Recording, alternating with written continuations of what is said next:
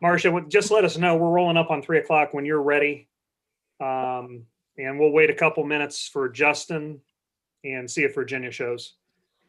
She is in the process of starting the Zoom recording, and Justin is coming in now. Very well.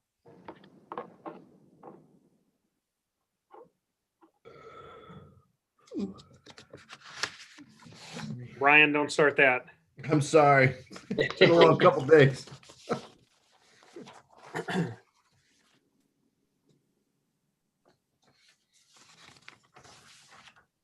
All right, so we have Justin with us now. I have 3 o'clock.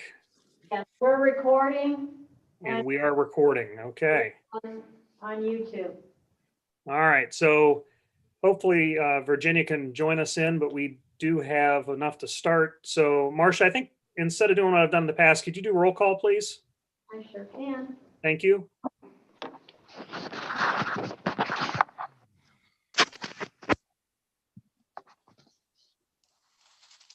Mr. Lewis, Here. Mr. Childers, Jeff Childers, Southern Portage County here. Mr. Ginn, Dave Ginn, Middle Portage County. Mr. Woods, Marvin Lewis, Streetsboro. Ms. Amrine, Claudia Amrine, General Manager, PARTA. Ms. Boyd. Ashley, you're muted. Ashley Boyd is with us also. I'm present. Ms. Jurish, Ellie Jurish, PARTA. Mr. Markey, Justin Markey, Wetzel Andrews. Mr. Popick, Clayton Popick, Parta. Ms. Schrader, Rebecca Schrader, PARTA. Mr. Troutman, Brian Troutman, Parta. Ms. Baba, Denise Baba, PARTA. and I think that's everyone. Very good. Thank you so much, Marcia. Mhm. We'll go ahead and start with, I have guest communications next on the agenda. Do we have any that we know of? No. Thank you. Any old business that we'd like to cover at this point, Rebecca? No. This is moving along well, but I have a feeling we have some new business that's going to be coming up here. So let's go into new business. Rebecca, do you want to start talking about the budget that you've been working night and day on? Yes, a lot of us actually have been working on this budget. This has been an unusual budget to put together because of COVID. Not knowing, not having good history for this year, not knowing how long COVID is going to continue, but also putting together a balanced budget. So whereas, my philosophy is to be ultra conservative for both revenues and expenses, whereas I feel this budget is attainable, it is not as padded as it would, or conservative as it would normally be. So with that being said, I did email out the main report, so you guys should all have that in front of you. I actually sent it in the mail last week to Virginia, so once she is connected here, she should have it in front of her also. So hopefully that will help. But I'm going to go ahead and share my screen.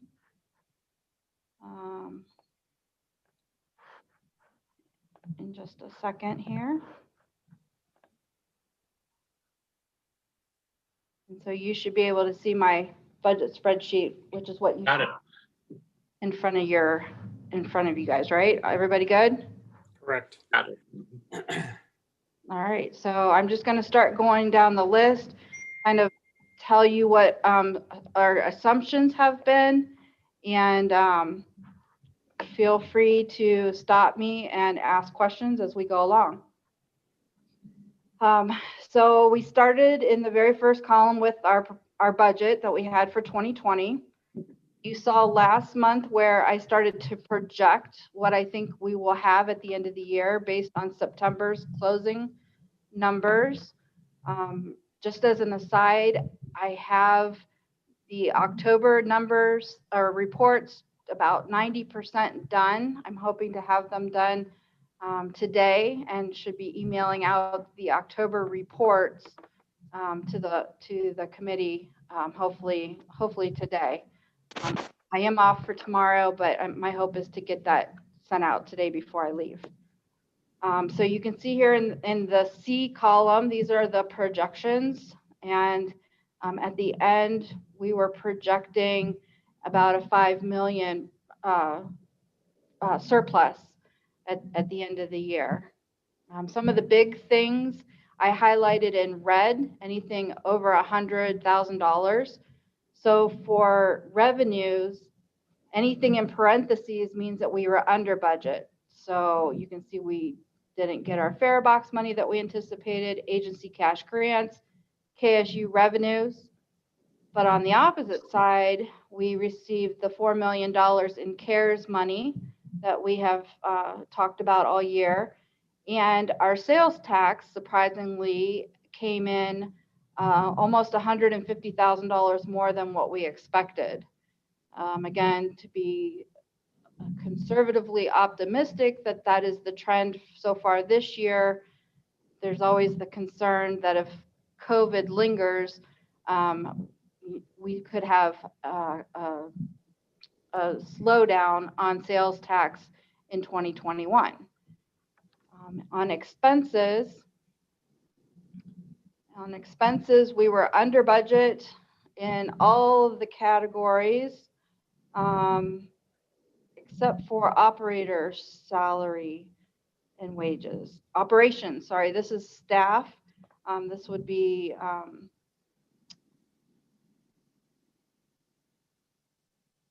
I'm sorry, we are, I don't have a really good answer for that actually. But we are slightly over budget. Am I looking at that right? We are under budget. We're under budget. I'm Looks sorry. like under budget, Rebecca. Woo, sorry. It's been a long couple weeks, as Brian has said. Just not as much as all the other departments, but pretty much all the, which is actually amazing considering a lot of the overtime that we have had this year. We are slightly over, as I should say, in health expenses. We had more claims this year. We had a hard year for the self-insurance claims, and we took that into account for budgeting for next year. And slightly over budget with Fringe, which is basically an offset of some of the salaries. So really that's not a big thing to worry about. The other big item that we were under, so the red numbers are $100,000 under budget. Obviously, we didn't have all of the routes on the road as we had budgeted for. So we were definitely under budget for fuel and lubricants. I'll go back up. I have a question on operations. Salary, yes. Yeah, that you're projecting less for 2021 than for 2020. Do I see that right? Yes. For this line right here, 734,000. Yeah. It's less than last year. Last year's budget, but more than what I'm projecting. Those positions, last year when we budgeted, there were a couple of vacant positions that were open that we hadn't filled. And at this point, at least for 2021, not anticipating to fill that. Okay. Okay. Thanks. You're welcome. Rebecca, yeah, ask a question too. Yes. Let's go back up to the line where we got the CARES money, the 4.1 million. Yep. For next year, you've projected 50,000. Is that money that you are fairly certain we're going to get, or is that just I'll get to that. Yeah. I'll get to that. So Okay. that $50,000 is not really CARES money. So we'll talk about that in a minute. Okay, good Okay. enough. All right. All right. So the way that we did the budget, we looked at 2020's budget. I projected out where I thought we would be at the end of 2020. And then we sat down as departments, and I met with all the individual departments, talked about their individual budgets, talked about any potential changes or their assumptions for 2021, and started putting together this budget. So for Farebox, we know that for 2 months, April and May, we went without asking for any fare. We had the people rode the buses for free. So that obviously took our average down. On September's numbers, I kind of played around and looked at the average. If I had taken those 2 months out of the picture, we all felt that $180,000 was a safe bet if we continued where we're at today and got better, which is what we're anticipating. We talked about this in both the planning budget meeting and the operations budget meeting. Agency cash grants, and this is where I'm going to start switching to other tabs. Oops, let me go up here. So what is in agency cash grants? First line item is the Area Agency on Aging. This is to take seniors to hot meal sites in Portage County. That is a contract. It's actually a set contract for 2 years. So we know that this dollar amount is $12,135. So that is known. University Hospital, we have a contract with them to transport volunteers to the hospital, and also for people who are discharged, had been taken to the hospital by ambulance and need a ride home. This is a newer contract, and we're expecting to receive another $5,500 from them next year. Coleman Adult Daycare, you can see in, let's see, in 2019, we received $100,000 from them. You can see January, February, March through September. These were the dollar amounts that we received each month. This is what we've received in 2020. You can see we were going along just fine, and then hit April and May. It has started coming back. So I budgeted for $1,000 for 12 months, and I came up with $12,000. Next one is St. Clair Surgery Center. This is a contract where we take seniors to the surgery center. I believe it's out in Stowe to get cataract surgery. This is the only place available for them to do this. It's not a very big contract. I chose to not put anything in our budget for next year for that.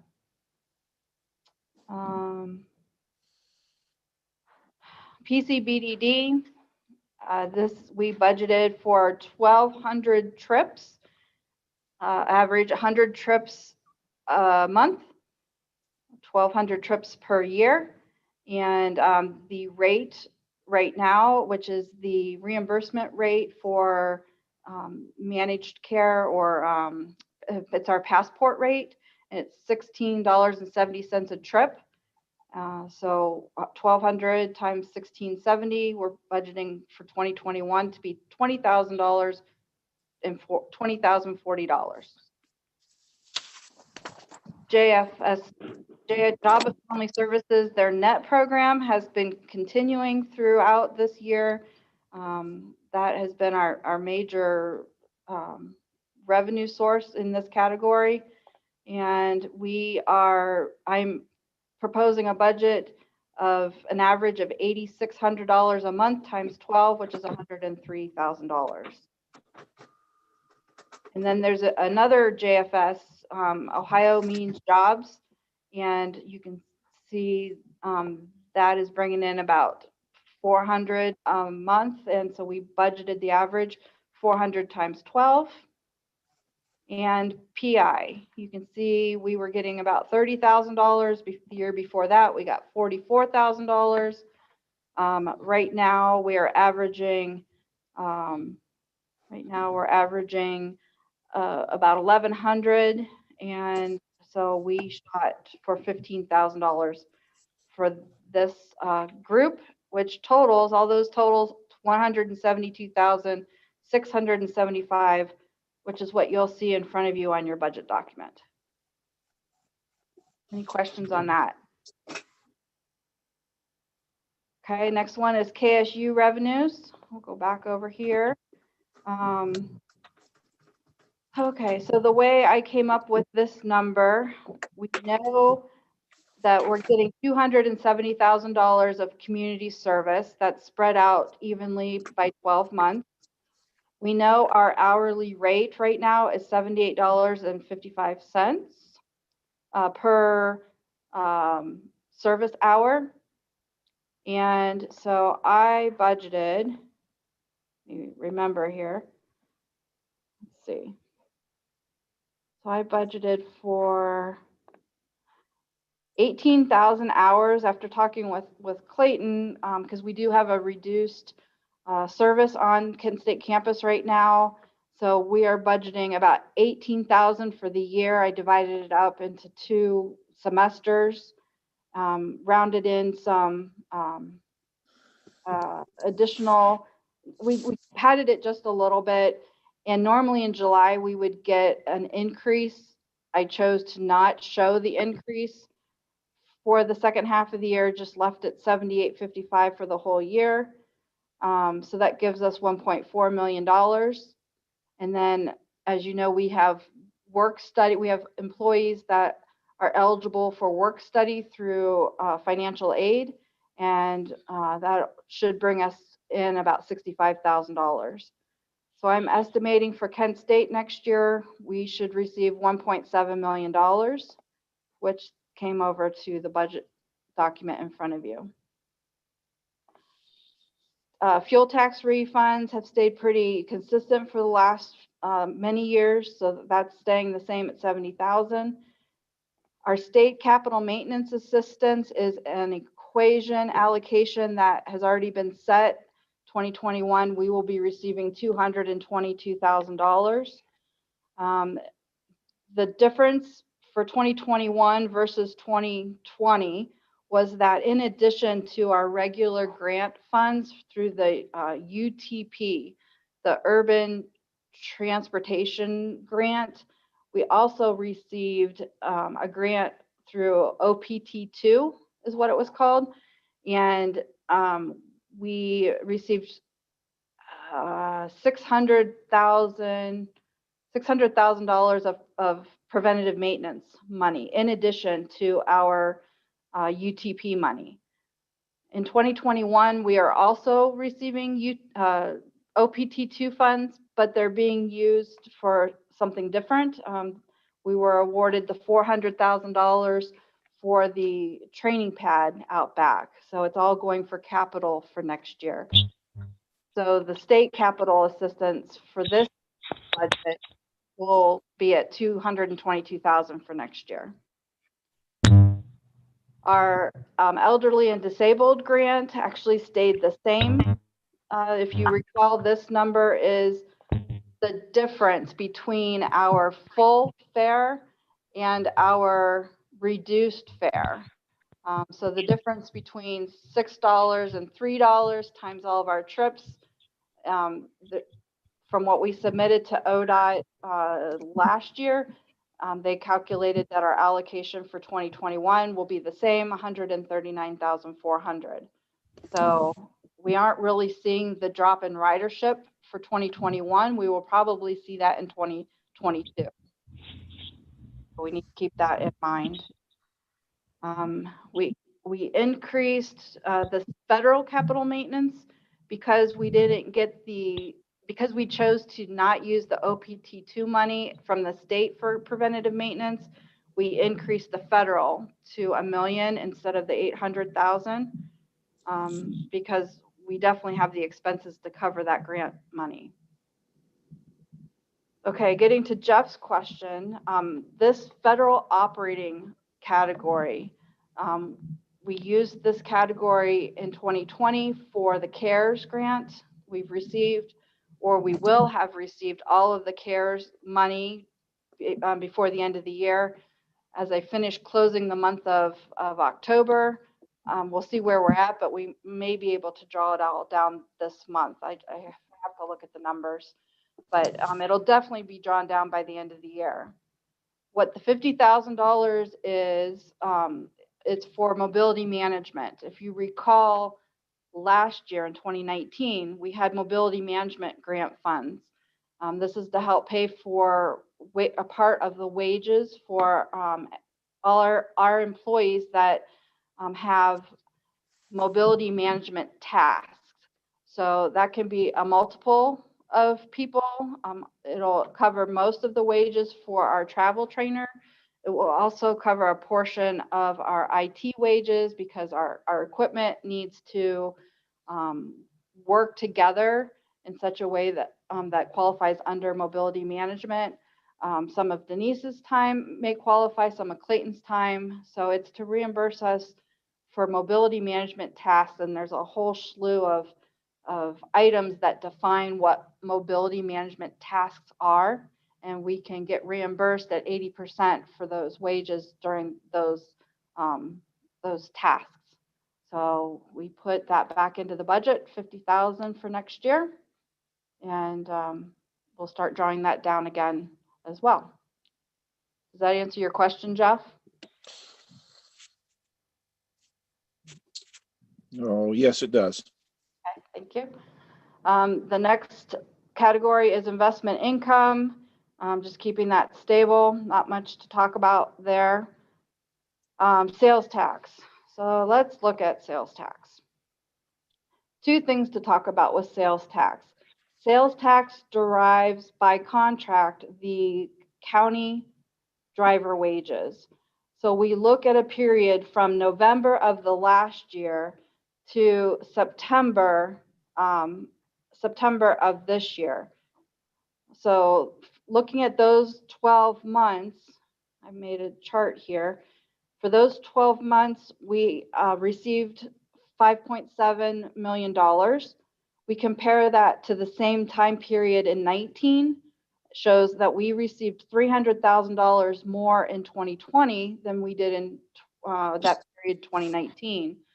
Per the contract, anything over 4% of an increase gives the drivers or maybe it's 4.5%, that this will mandate a 3% driver's wage rate increase. So that has been built into the budget, 3% increase for county drivers. I wanted to point that out. You can see now looking at this column is our calendar year. This is the month that we actually received the money into our bank account. If you go back 3 months, which is this column, so for October, what we received, and you get a sneak peek of that, we got $513,000 for the month of October. What that is from is 3 months prior's sales tax revenues from July.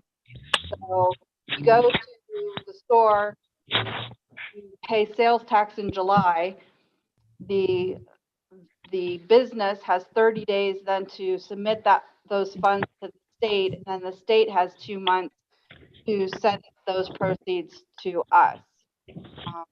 So just to keep that in mind.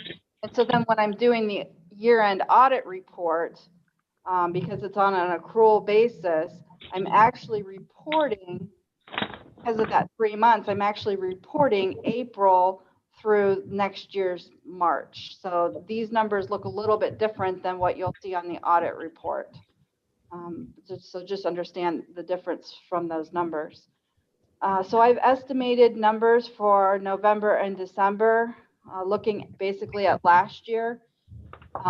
Comparing last year to this year, every single month, the exception of June. I think June was the only month that we were lower. June and July.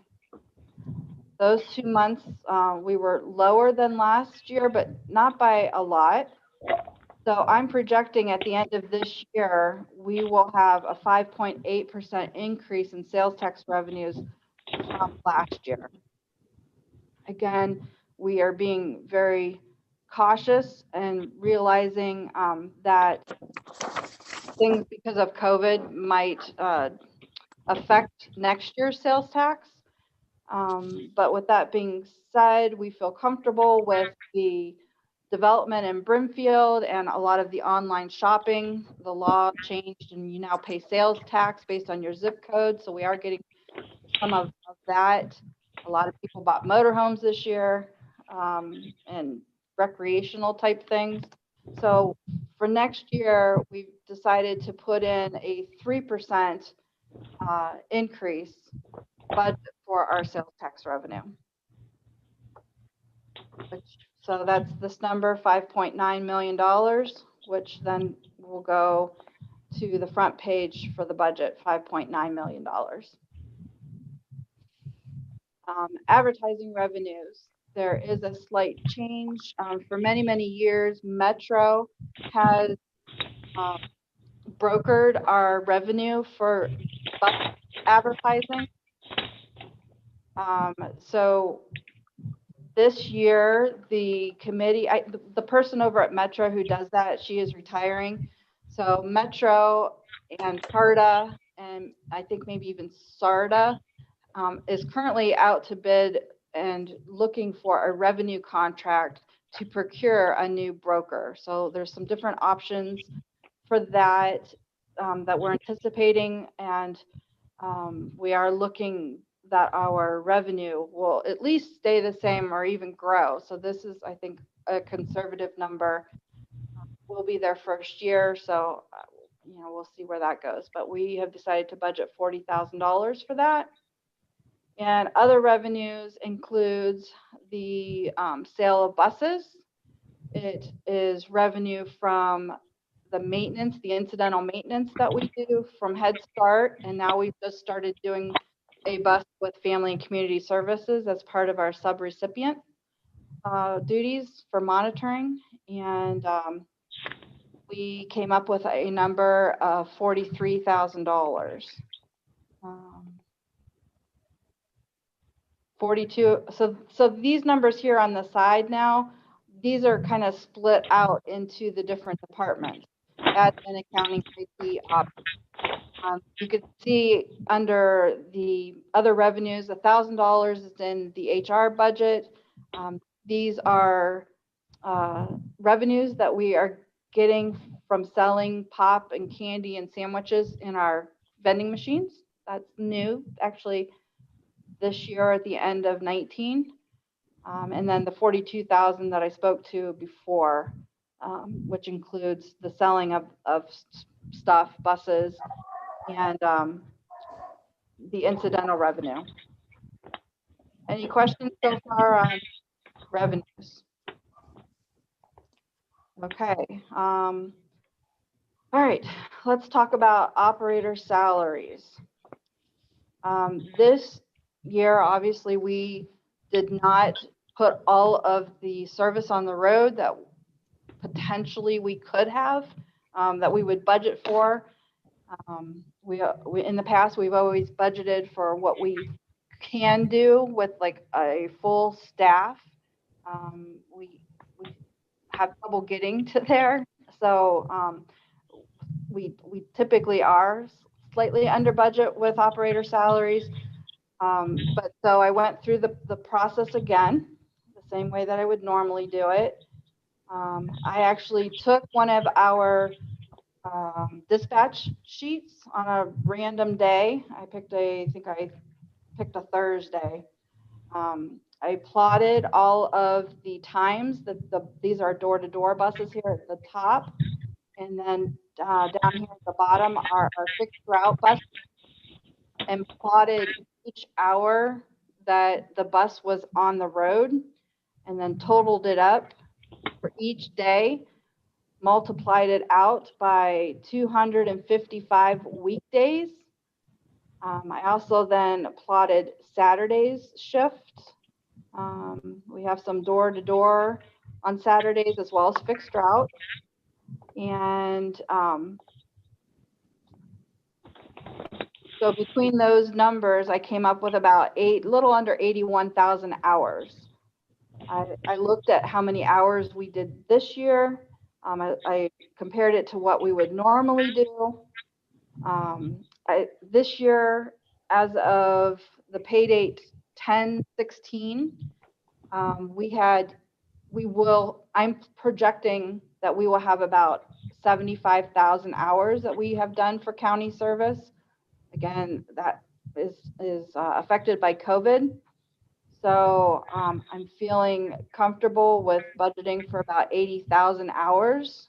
That could fluctuate slightly depending on our service for next year and the demand. So I take the amount of hours, I apply an average rate. To get that average rate, I plot all of our drivers. So here are our let's start here. These are the hourly rates for 2020. I put in a 3% increase to come up with what the hourly rates would be for 2021, and then plotted how many drivers we have in each rate to get an average rate. So this is for part-time drivers, we have an average rate of $15.24. For full-time drivers, you can see we have 29 of them. Most of them are all at the top rate already. So the average rate for full-time is $18.29. If all of the full-time drivers drove there, if we had full staff at 29, and we've kind of been fluctuating because of different reasons, that we haven't had a full staff of 29 full-time drivers. But if we did, it would be 2,080 hours times the 29. Because in the past we haven't had the full gamut of full-time hours, I did subtract 1,000 hours. So 59,000 hours will be driven by full-time drivers. So we go back to the total. Here's my 59,000 for full-time. Oh, wait, I gotta tell you one more thing. In addition to just the straight average rate, I also put in a multiplier for overtime. We know because we've had shortages of drivers, we have had overtime. I know that's something that Brian works really hard to try and minimize, but I am budgeting for that because it is a very difficult position that we're in right now. So that inflates our average rate so that I can multiply it by the hours. So you'll see full-time average rate of 1869, part-time average rate of 1564. I multiply those out. So our 59,000 hours times $18 an hour is $1 million. The difference between 80,000 and 59,000 is 21,000 times their average rate. These two numbers here add up to be our wages for county service, $1.4 million. That's where that number comes from. Student rates. So I've listed all of our students, sorted them by high to low. I took into account some people are still in training. I took into account that we have longevity raises, and there's potential of 2 50-cent raises throughout the year for next year to find out what the new rates could be. This is slightly inflated because some of the top people will graduate, we'll get new ones in. But it's a good snapshot of where we are. Also, there is overtime when the mechanics or road soup or county drivers are driving student routes. Many times they're in an overtime situation. So the average rate, just looking at the rates, is $11.29. But looking at the payday of October 16th, the average rate that we paid out was actually $12.17. So I used a multiplier of 89 cents to increase the bottom rate to get an actual working average rate for the student drivers. So our average rate with the overtime, we don't have differential anymore, but it's overtime. So if we take our 1304 average rate and we multiply it by the amount of hours that we're operating for Kent State, which is 20,000 hours. This is a bit more than what I calculated, if you recall, when I was talking about revenues. Revenues, we're calculating about 18,000 hours. There are overlaps. There are pre-trip, post-trips. So payroll hours are slightly more.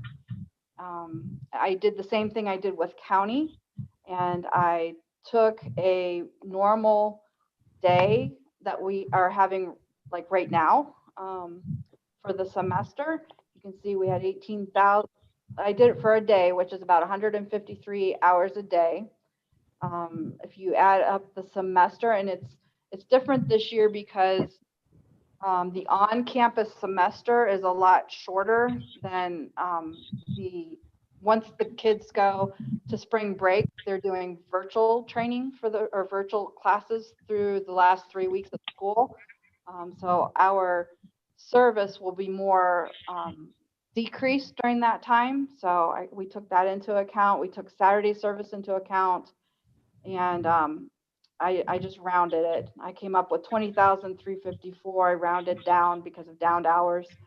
And depending on the student disabled service, I came up with 20,000 hours. So multiplying 20,000 hours times our 1304 gives us $260,000. Plus, we are spending about $22,000 in training for student drivers. And so we are budgeting 282, I just rounded it, 282,820. There's our number. All right, so for the next three categories, maintenance, operations, and admin, I took all of our current staff, all their positions. I looked at their hourly rates by, I sorted it by department, but each person is listed. We took into account for additional open positions. We are looking at hiring apprentice mechanics to try and backfill our experience with our maintenance department.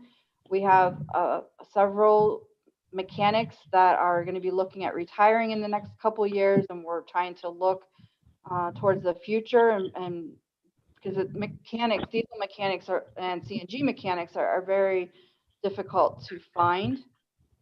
So we've actually been working with Maplewood with their work program. So hopefully we can have a little bit more success with this. We've tried it before, but we're circling around and trying it again. Hostlers, we currently have 3 hostlers. Typically we have 6 hostlers, so we're in the process of hiring for right now. We have students who we employ during the summer to do jobs around the building, both of our facilities, whether it's cutting grass or painting curbs, super cleaning buses. But it's the more important thing is to keep them here and keep them employed as part of our retention so that we don't lose them over the break and over the summer, so that we have drivers ready to go for when the semester starts. This year, because of COVID, and the bus is not running for a longer time during the breaks, we actually paid a little bit more this year for the student break help, and so we're budgeting the same for next year. And then we do tend to pay mechanics overtime. Instead of doing a multiplier like I do with each of the drivers, I just do it as a lump sum here.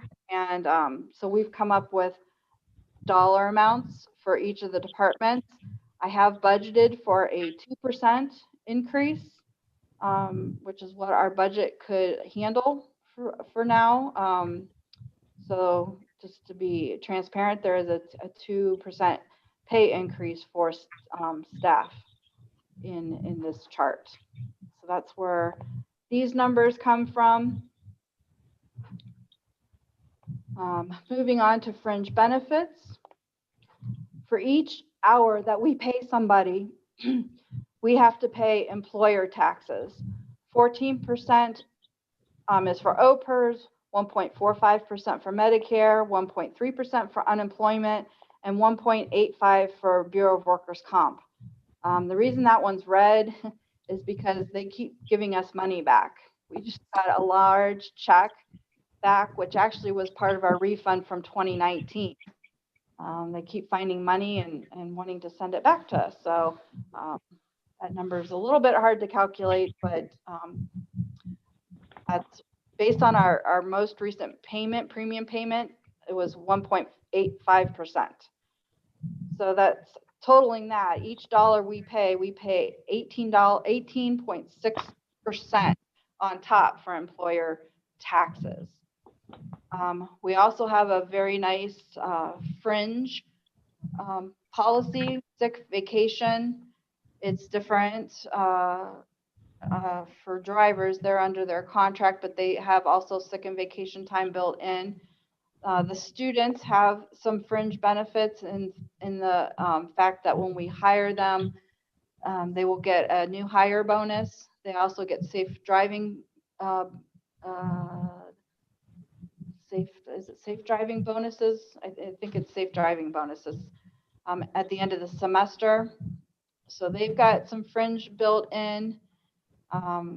We've got the driver fringe, so I'm budgeting for 3 weeks of time plus potential 10 hours of personal. For operations staff, we have about 17 hourly full-time employees budgeting for 5 weeks of time off plus the 24 hours of personal time that they get.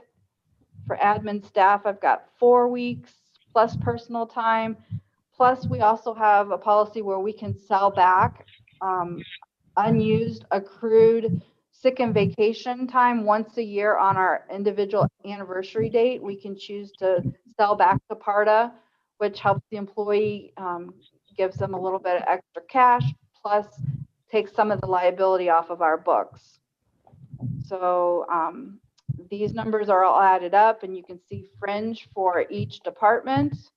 And then there is a $5,000 tuition benefit if anybody is going back to school and wants to request some tuition reimbursement. There's $5,000 a year that we can split among whoever requests it.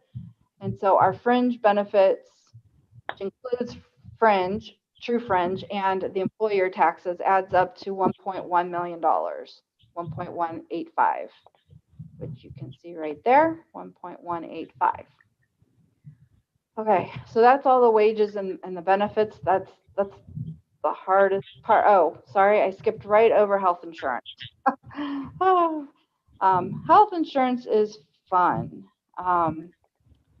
So we are self-insured. We are part of a pool, and 2020 we made up 8.65% of the pool. In 2021, we are making up 7.4% of the pool.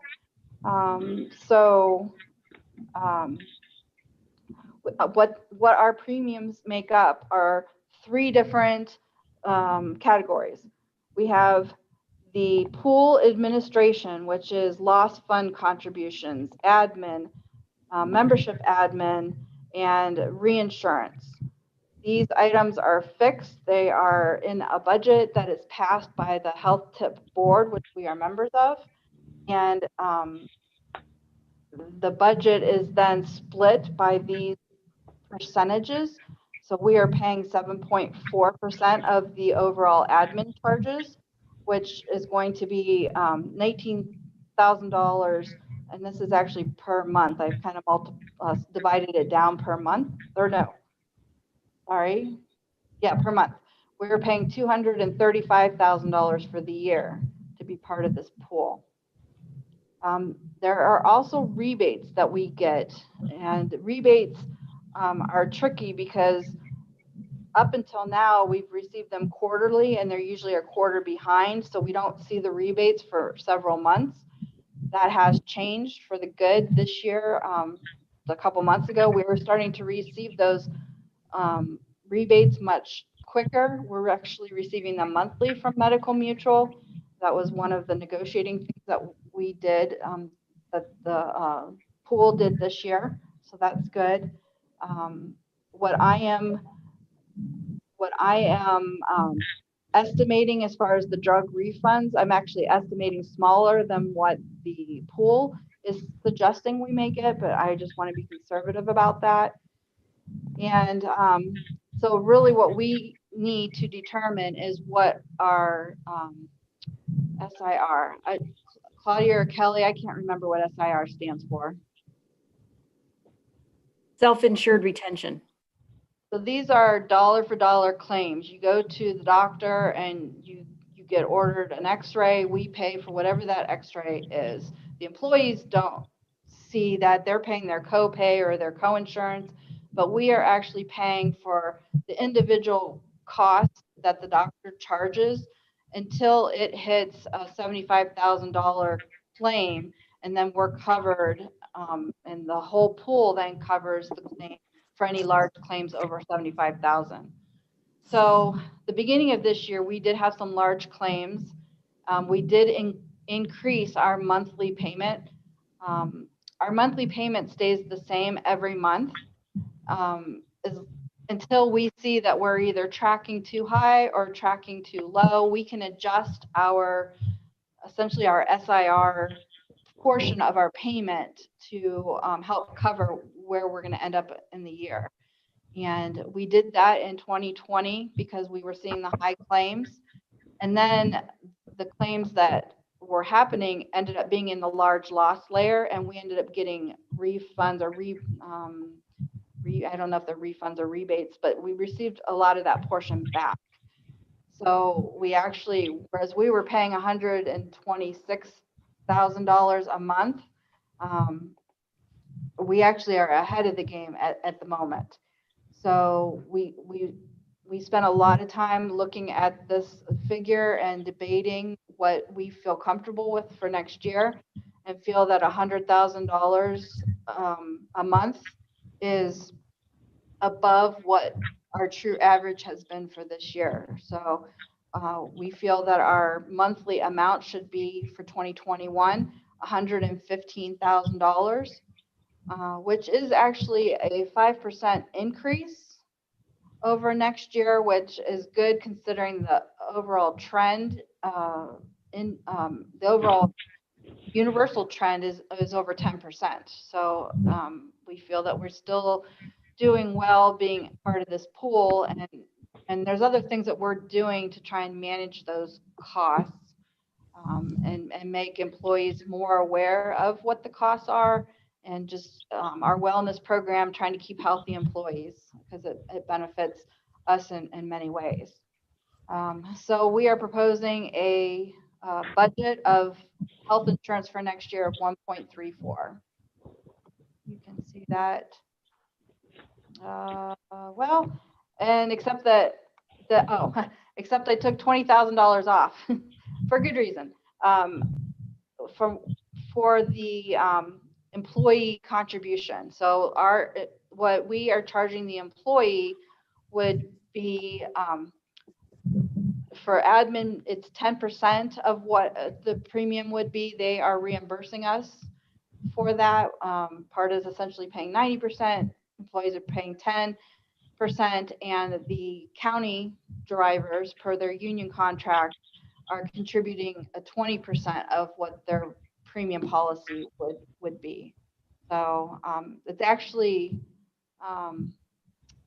more than $20,000, but again, I am trying to stay conservative and look at the overall number, and so I feel that 1.32 is a comfortable number. Okay, so then the rest of the numbers are all sums of the departments. So I met with each of the departments to talk about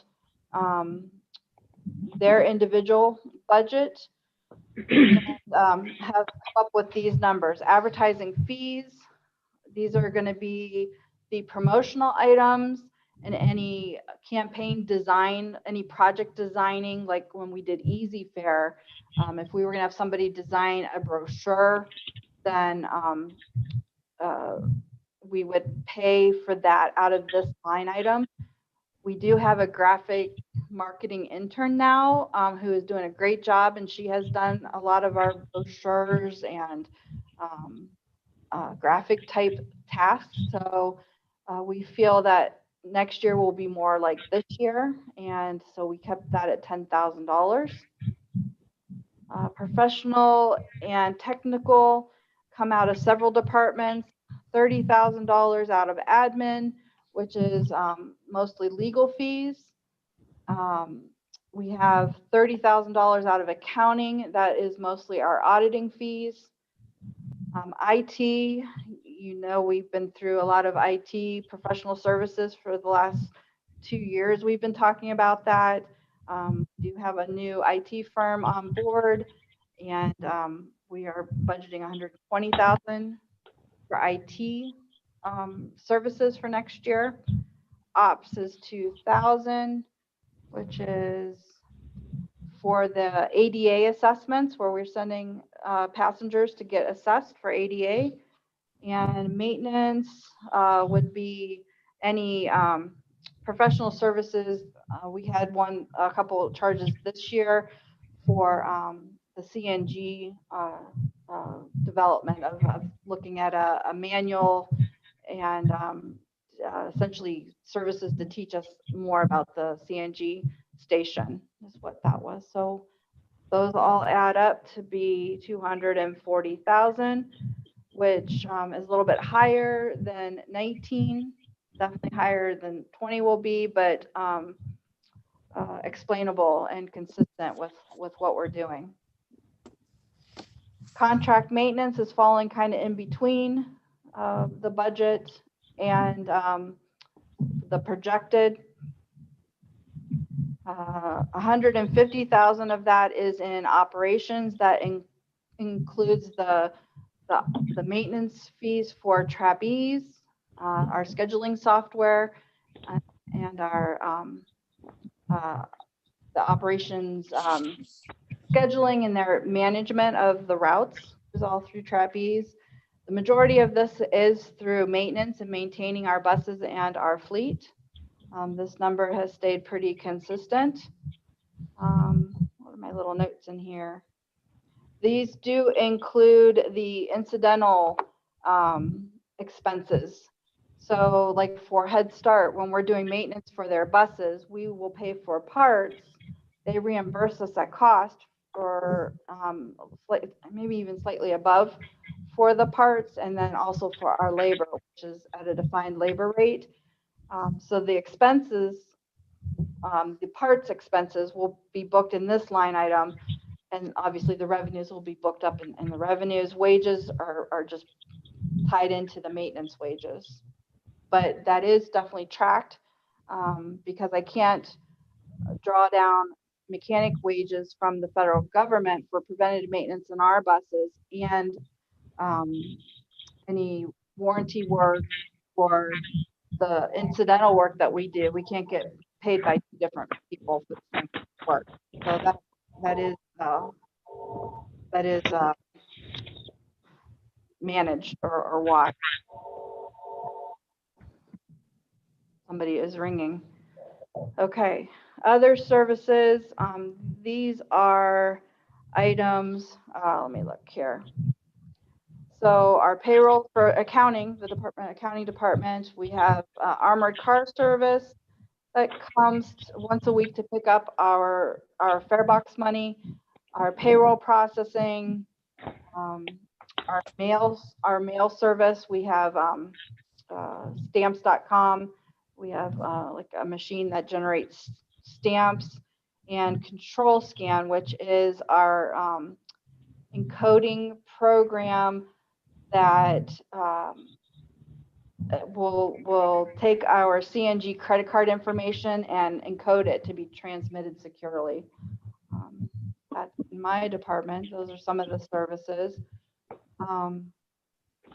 In the board packet that's being sent out, there's also descriptions, which I don't know that I haven't updated them in this spreadsheet, but I did update them for what's going out in the board. So this description will also describe what each of these things are for. So for other services, you can see the License Bureau, we reimburse for licenses once the students pass their CDL licenses, sending for drug tests, pre-employment, physicals. We do pay for copier maintenance, that comes out of this line item. So that's just to kind of give you a little taste of what this line is. Fuel and lubricants, we talked a lot about. We are currently out for bid for diesel fuel and gasoline. It's the same joint procurement that we do every year with Metro and Lake Tran and SARTA. Unfortunately, the bid opening is on December the 9th. So it happens every year later than what we need to already have done the budget. So we look very carefully at futures. Brian monitors every week the cost of a barrel of oil. We came in very much under for the bid price for 2020. And then we also didn't have to buy as much fuel. So looking at our fuel usage and the fact that we now have 6 CNG buses, so we have less diesel that we need to buy. So we are budgeting for 180,000 gallons of diesel, which is about 20,000 less than last year, what we had budgeted for. 60,000 gallons for gasoline, which is a little bit higher than what we had budgeted for last year, because we did buy a few more of the gasoline vehicles for the LTVs. And we have 30,000 for lube and $30,000 for CNG gas that we purchased from Dominion and Direct Energy, actually. So that is our number for fuel. Tires, we have a 5-year contract that should stay about steady, depending on the miles that we run next year. But we felt comfortable with $43,000. Other materials and supplies, we're going to be all the office materials that we purchase. It's going to be for different IT replacements. Like we have a replacement, or we're in the process of developing and maintaining a replacement schedule for computers and office equipment. So we've budgeted for those items. And driver uniforms. Driver uniforms is another big one. And materials and supplies for the maintenance department. So cleaning supplies, paper towels, toilet paper, that kind of stuff. That all comes out of this line item. So materials and supplies, we're budgeting in between the budget and the projected at $117,000. Utilities is staying, it's increasing because of our new bus storage facility. That's a big building. It is energy efficient, but there will be we are expecting an increase in electric out there. So we did increase that a little bit. Public premium liability is staying relatively flat. The premium that we will be paying in 4 quarterly statements is $288,000, and then we've set aside $12,000 for deductibles that may or may not happen throughout the year as accidents happen. Dues and subscriptions is the organizations that we're members of is staying the same. We do anticipate that expense going up a little bit. I am aware that for our Opta dues, there's going to be a price savings. We're going to pay for 2021 and 2022 because they're holding the prices. We're going to pay for both years in 2021. But for the most part, it's the same dues and subscriptions that we always pay. Travel and meetings is one that we just don't know. We do have a triennial review this year. It's going to be virtual. Our OPTA event through our Ohio Transportation, Public Transportation Association, that actually is in Akron this year. So many of us who attend that, we won't have to travel. A lot of times we're going down to Columbus. With COVID, obviously there has been no travel at all. But as we come out of COVID, there still will be required trainings that we need to stay up with. Some may still continue to be virtual. I know I had a conference this year with the Ohio Government Finance Association for Ohio, and that was all virtual. So I actually did it from home. Took one day, my laptop, hung out all day, watched all the videos. So budgeting an amount $30,000 for next year. And advertising, that's budgeted $67,000. Includes outreach. It includes advertising in the Record Courier or on WNIR. It also includes HR advertising for come drive for us or different position openings. So it covers legal notices, that covers a lot of things. And then miscellaneous expenses, that's going to be all the extras. This year we had paid to go to the Akron Arrows, but then that game got canceled. So that would have come out of this item. We still don't know what we're going to be doing for our Christmas party this year. That would be in this item. So I don't know what we're doing next year. And GM cookout, stuff like that comes out of this. So picked a number. And then the last item is 1% of our sales tax revenue. So that gives us a surplus expected next year of $5,925. Questions? Ready? I just hope you can hear me. I hear you. All right. Do you have a question? No, this thing is really acting up, so the computer is. Okay, I hear you good. I can't see anything, but I can hear you. And you should have received my reports in the mail? I have it. Good. I have it. I'm going by it now. Thank you. You're welcome.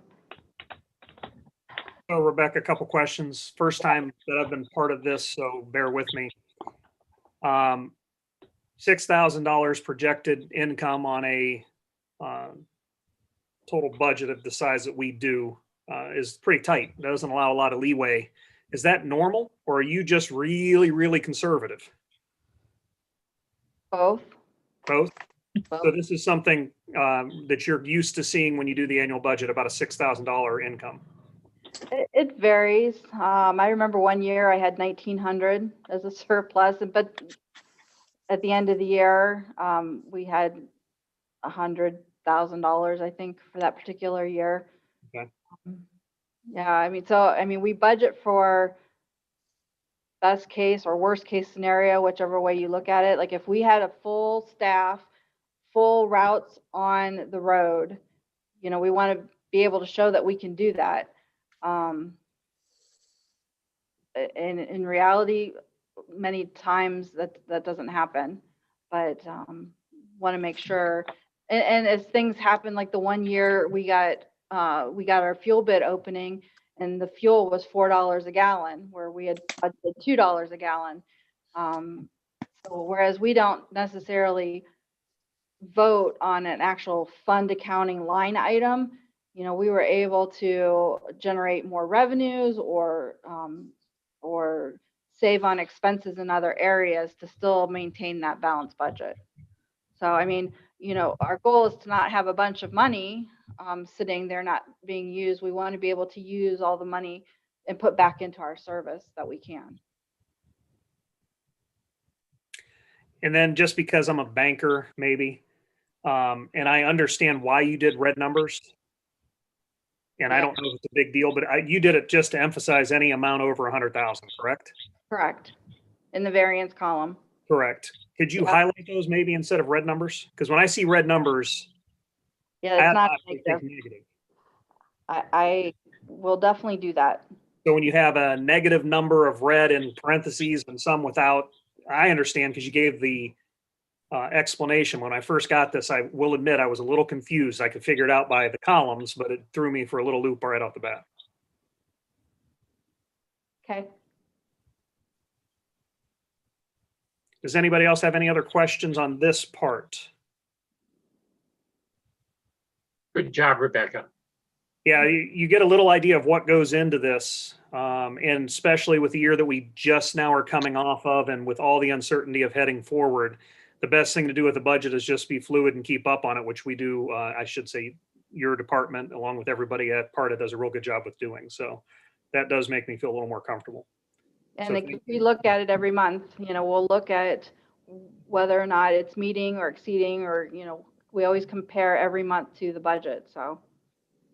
Now, just out of curiosity, there are other coronavirus bills that are in right now that might be moved forward now within the next month or so. Any chance that, have you heard anything about what that might include, if any, for us?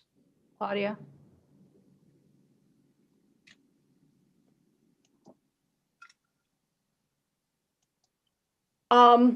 There's a few proposals out there. I haven't heard that any have gained real traction yet. I know that there's, with the election and whatnot, it's just been stop and start. I don't know whether something will pass before the end of the year. Really just don't know yet, but there are some proposals out there. Okay. All right, if we have no other questions, we can move on to the Kent Central Gateway.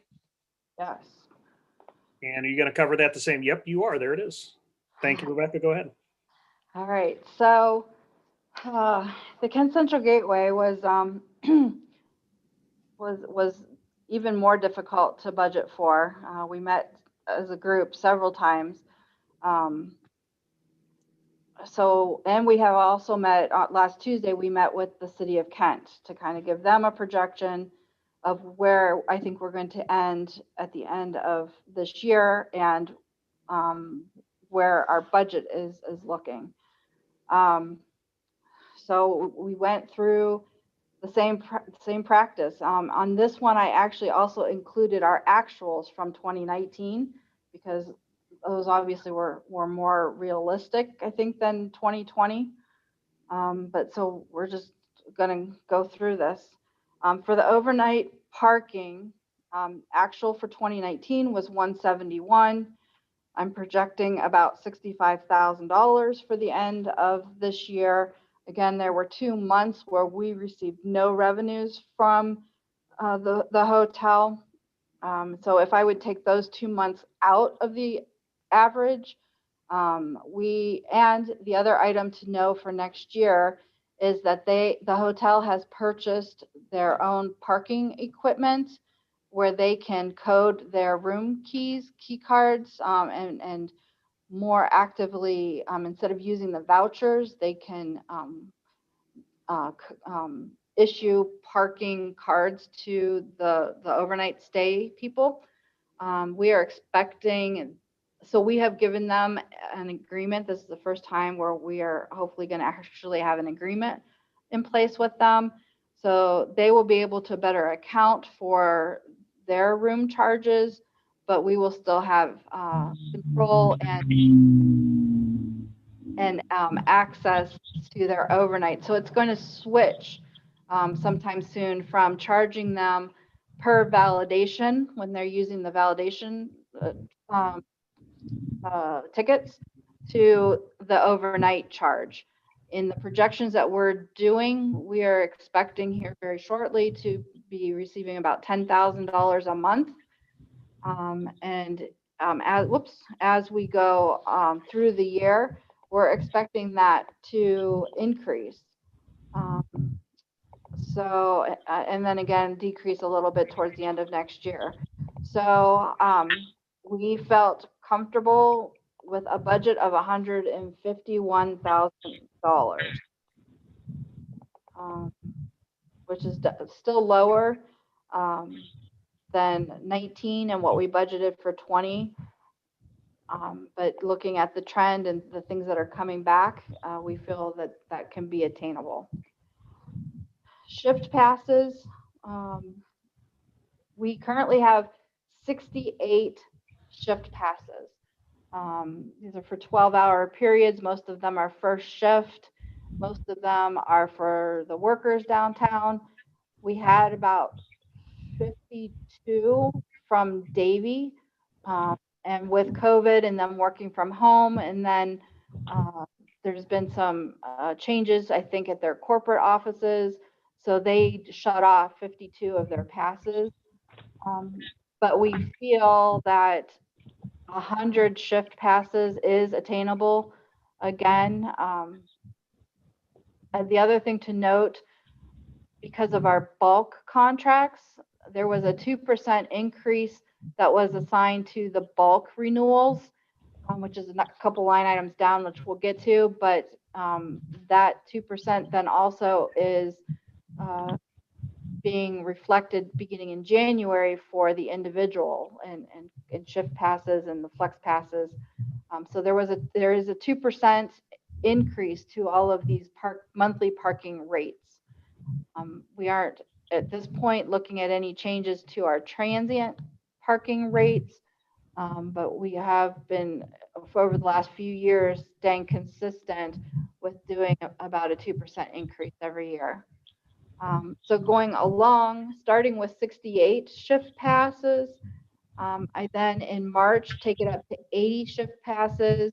Then in June, take it up to the 100. So we're usually, and it's weird because we're used to the summer with Kent State being slow, but downtown, it's actually their best months. Again, this is going to depend on festivals, stuff being held downtown, whether Beetle Fest or Potter Fest, which isn't Potter Fest, but some of the other festivals that happen downtown, Halloween. So, you know, these numbers, again, are educated assumptions. And then, talking about flex passes, we have 16 flex passes. I just did the 2% increase and left it as such. Residential, these are individual residentials. This we're also expecting to increase, especially during the winter, because some of the people that are part of the bulk program, they want covered parking, and so they actually will pay to get themselves a covered residential pass for the winter time. So we took all those things into consideration. We actually have 5 uncovered individuals that pay for the rooftop, and we are budgeting for 23 covered residential passes. And this month looks like 26. So we just kind of adjusted it as we went along. Our bulk, we're at 115. That is, as you know, from our finance reports, that has been very stable. And so there would be next August, one of the groups renews in August, one of them renews in October. I did not, oh, maybe I did. I did project for an increase for those,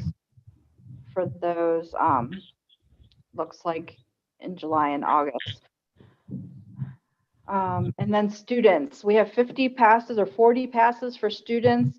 With no students on campus, there's plenty of places to park on campus unless you're across the street at the architecture building. We sold 2 for this year, so I plotted 2, which may or may not change for next year. So that gives us for monthly passes $193,000 to budget for next year. And comparing that to 19 and 20, it's pretty much staying right on track. daily transit is what is hurting us the most, or one of them anyways. In 19, we received $209,000. We had budgeted for $215,000, and I'm projecting $61,000. So that's our biggest hit. We are hoping that starting in June, this will start to ramp back up, and are proposing that we budget for $89,000 for 2021. The retail space is another one of those items that, with COVID, our retail person has had some difficulties with paying for those bills. The contract calls out for them to pay $32,000 for next year. That's what we're budgeting. They have indicated to Claudia that the revenue or the rentals that they've been renting out is not projecting the revenues that they had expected to recoup their costs of the build outs. So they have made comments about the desire to renegotiate that contract, or they may have to walk away at the end of 10 years. So that's an item or an area that's in a little bit of influx right now that we're working really hard to secure. The next row is the second floor space that we're now renting out to the City of Kent Health Department. As part of that contract, we told them after a few months, we would, I think I have it down as 6 months. You can see in April, I increased it to 1,800. As part of the contract, we're going to look at our utilities and see how much our utilities has increased, and then making sure that we're getting reimbursed for those costs. At the beginning of this, we just were unsure. So as of right now, we're estimating $200 to $300 that is going to increase from buying supplies like toilet paper and paper towels for the second floor bathroom, and cleaning, because we are doing some of the cleaning up on the second floor, as well as the electric price increase that so far we haven't really seen, but they've only been in there for a little over a month. And then other miscellaneous, which would be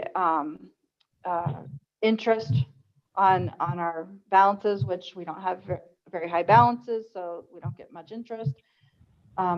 Revenue from selling the memorial bricks, and revenue from the electric charging car stations. There's not really many places at this point to find revenue. I mean, these are the categories. This is the revenues. So then taking that into account and looking at expenses.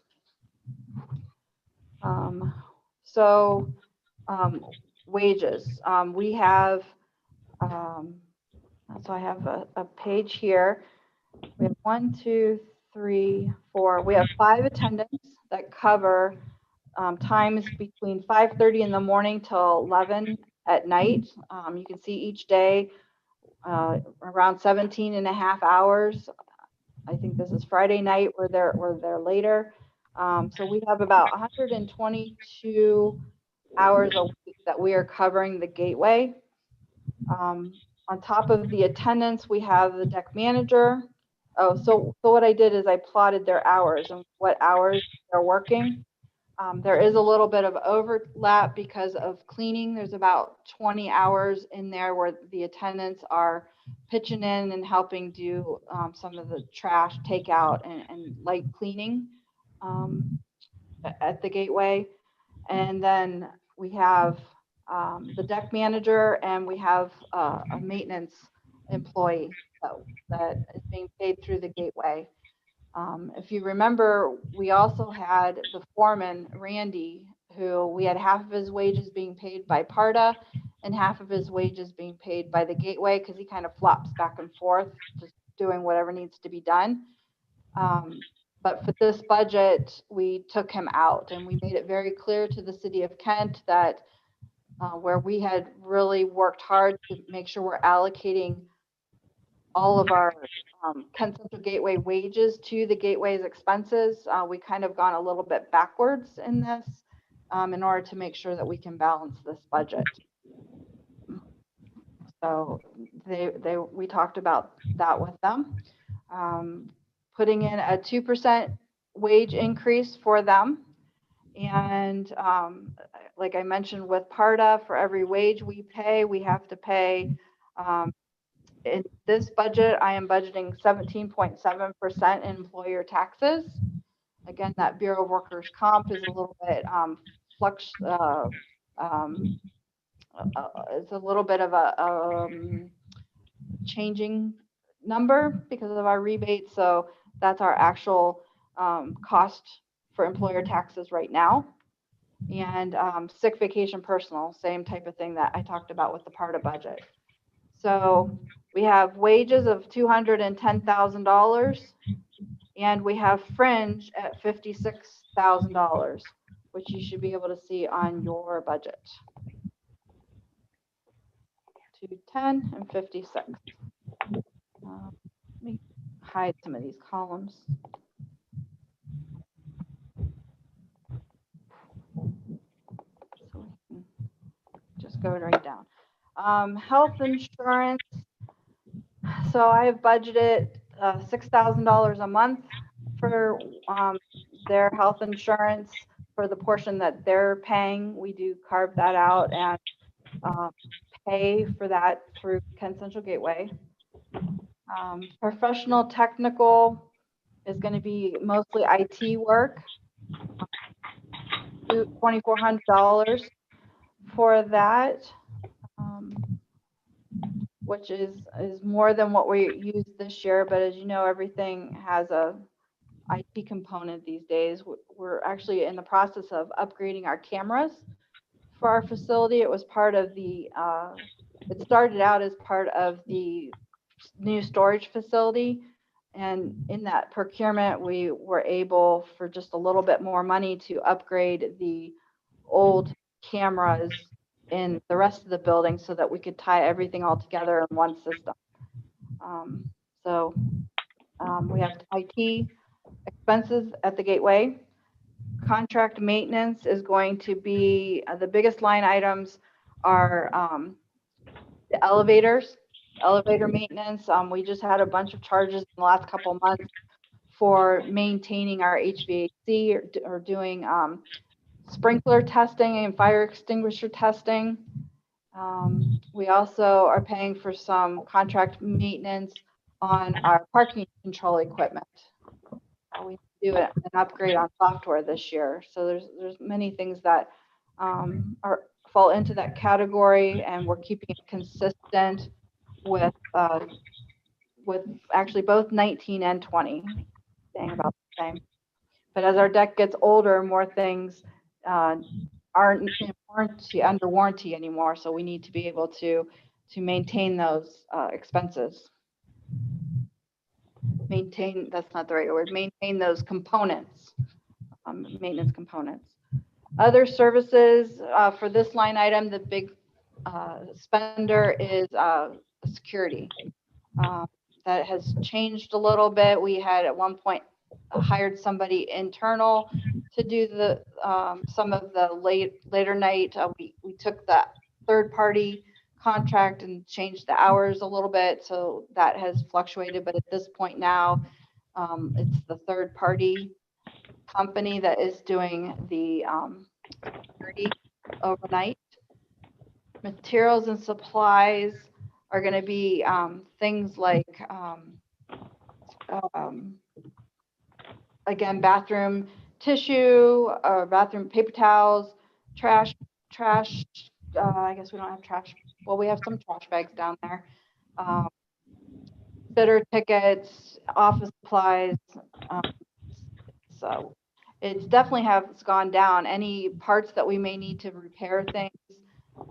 Spent a couple years back, you'll remember we spent quite a bit of money in this line item for LED bulbs, and have since then been saving money with electric on our utilities. So that's actually been a really good thing. But you can see from what the budget was in 20, we're really, really tightening up that category and watching our expenses. Utilities, staying relatively consistent. I'm projecting 54,000 at the end of this year. But again, our waiting room was closed for 2 months. So we expect it to be higher, but not as high as the 68,000. Property liability is the portion that we reimburse PARTA for being part of the pool, to try and again show our fully allocated expenses, because we do have property insurance on this building, or on Gateway building. Advertising and media, small amount of $22.50, and other miscellaneous expenses. So if you remember, just in case some of you weren't here, in 2019 it was so high because we got slapped with property taxes that we weren't expecting. Those taxes have been abated for 10 years, so we don't expect that to happen again. That was just an outlier. We budgeted 3,000. The majority of this is used in November for a Veterans Memorial Ceremony. Because of COVID, we didn't have that this year. We did a very nice video, if you see that on our website and on social media. But so those expenses weren't there for this year. But we're proposing a budget for next year of $1,600. So if you thought PARTA's $5,000 was tight, Mike, what do you think of $174? Honestly, expected more on this side, but I get your point.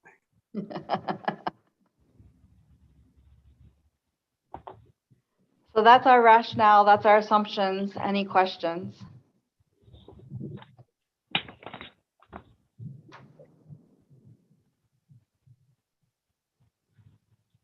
Okay, I don't hear questions. I think the only thing I would say is this is, as we've been dealing with, you're doing the best you can with today's information. And we'll have to see how that pans out over the next couple months. And we all know what I'm talking about, so we won't go any further than that. So any other questions before we move on? Good job as always. Very much so. I agree. A lot of information goes in here from all over, and keeping it all corralled is a full-time job, right? So. Right. Thank you. I just want to add a little bit more for the projections for the end of 2020. If you recall, last month I was projecting a deficit of about 138,000. We did talk with the city about that on Tuesday, and according to our waterfall rules, anything over 100,000, PARTA and the city would share that expense at 80-20. And then for the $38,000 that's over the 100,000, we would share that expense at 85-15%. So depending on how the year ends up, I will plan on invoicing the city next spring, or next February, March, about $25,000. That income, or that cash, would get booked on our balance sheet under advanced payables, but that would help with some additional cash to help pay our bills. PARTA's portion of that, I think, was 112,000. Don't quote me on that if I don't remember for sure. But essentially, we've already paid 75,000 earlier this year of that. So PARTA will be kicking in a little bit more into that advanced payable. So on the cash side, we will have additional cash, but as far as presenting a revenues and expense and a balanced budget, we've had to make some very tight assumptions.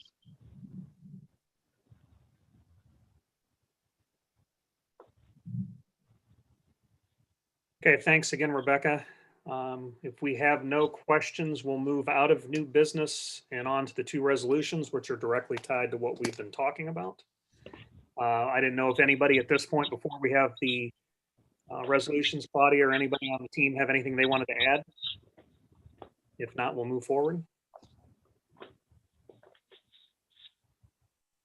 We typically, Mike, bring forward a couple resolutions for annual large contract purchases.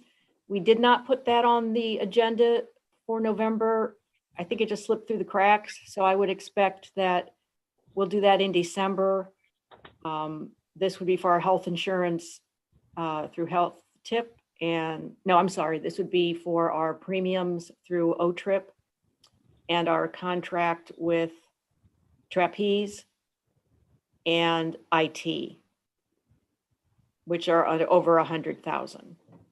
So we'll have those in December then, you think? Yeah, as well as ratifying the fuel contract that we will pick when the bids are opened on the day at the time that they're scheduled to be opened, which is the first week of December.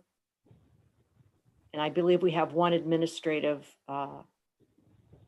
resolution regarding our membership in NeoRide governing board. We'll have a lot of resolutions to go through in December. Something to look Yeah, forward to. yeah. So we have additional ones in November that are going to admin on Thursday, Okay. which will be noted in the board packet tomorrow. Very well. So the two we have here, we need to recommend to take this to board then? Is that correct? Is that how it's handled, even though it's finance? Okay. Sounds good. So the first thing we have is Resolution 2020-11-01. It's a resolution by the Portage Area Regional Transportation Authority. Board of Trustees approving the fiscal year 2021 proposed budget for PARTA.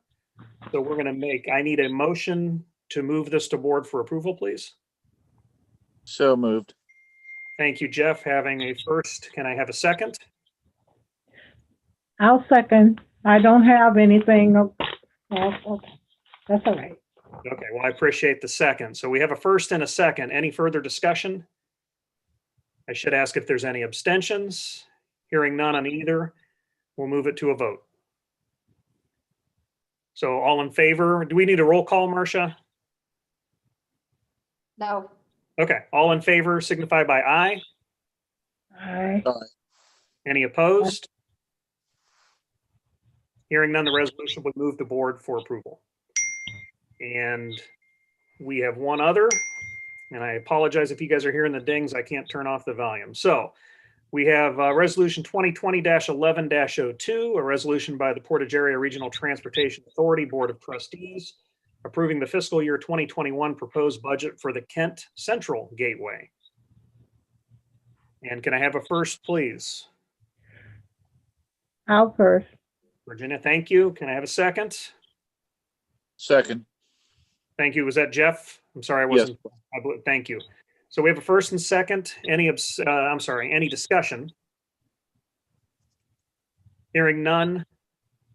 All in favor signify by aye. Aye. Aye. Any opposed? Hearing none, the motion to approve to the board, or I'm sorry, to recommend approval to the board is passed. All right, so I have no other resolutions today, but I will ask if there's any reason to enter into executive session. No, not that I'm aware of. Okay, thank you for that. Before we depart today, thank you very much, Rebecca and the team, for putting it together. I know budgets are time consuming, and I think you said it best. I think you said it educated guess at this time, basically, and we'll play it out as we go. So thanks everybody for your time today. We have no finance committee next Tuesday. This served as that meeting. And other than that, can I have a motion to adjourn? So motioned. Thank you, Jeff. And a second. I'll second. Thank you, Virginia. I'm going to think that all are in approve, or all are going to say aye. So thanks everybody for your time. Again, stay safe, and we'll talk to you next week. Thank you. Meeting's adjourned. Thank you. Mhm.